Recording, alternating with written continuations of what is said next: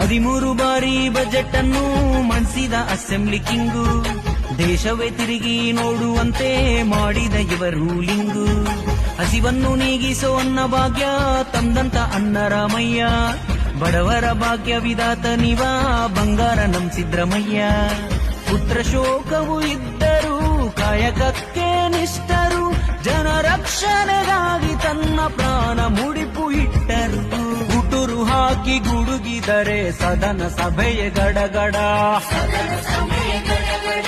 ಗನಿಯ ದನಿಗೆ ತೋಳು ತಟ್ಟಿ ಸವಾಲೆಸೆದ ಗಂಡುಡ. ಅಯ್ಯ ಕಯ್ಯ ಮುಗಿದೆವು ನೂರು ಕಾಲ ನಗುತ್ತಿರು, ಆ ದೇವರ ರೂಪದಲ್ಲಿ ಹರಸುತ್ತಿರುವೆವು.